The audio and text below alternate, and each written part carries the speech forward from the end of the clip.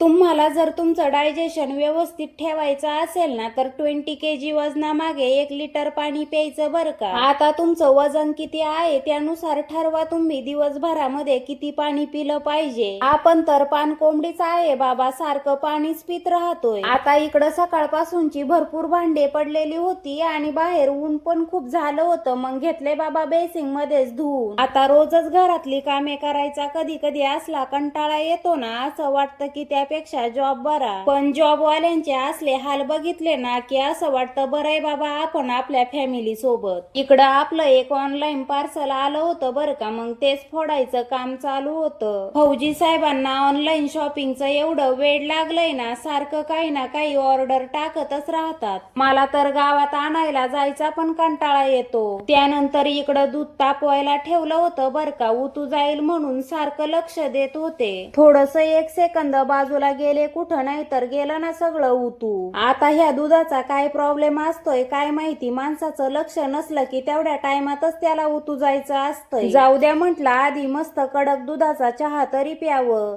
त्यानंतर क्रिशला थोड्या वेळ पोहायला सांगितलं. आता बऱ्यापैकी त्याला पोहता यायला लागलंय बरं का. कसं आहे ना, जी गोष्ट करायची तिच्यामध्ये माणसाला आवड पण लागते तेव्हाशी कुठं ती गोष्ट जमती. इकडं गौरी मॅडमला पोहायला जायचं होतं पण मोबाईल हातात दिल्यावर गेली ना विसरून. आता उशीर पण भरपूर झालेला होता बरं का, मग म्हटलं संध्याकाळच्या स्वयंपाकाची तयारी तरी करावं. गोराणीच्या झाडांना मस्त पैकी शेंगा आलेल्या होत्या, मग म्हटलं आज त्याचीच भाजी करावं. आता गडबडीमध्ये शर्ट वगैरे काही घातला नाही आणि तशाच पटपट सगळ्या गोराणीच्या शेंगा तोडून घेतल्या. शेंगा निसायला बसल्यावर हातांची एवढी आग झाली ना, सगळे हात रेड झाले होते. त्यानंतर इकडं हावरी सगळी निखळून काढली होती बरं का, आणखी थोडीशी राहिलेली होती. मला अशी गावठी हावरी खायला खूप आवडती बरं का, टेस्टला खूप छान लागती. अंधार पडायला लागला होता, मग म्हटलं भाजीची तयारी तरी करावं. मुलांना सुट्ट्या आहे तोपर्यंत एवढं बिझी शेड्यूल असतं ना, दुपारचं झोपून पण देती नाही. सारखा काही ना काही खेळ चालूच असतो त्यांचा.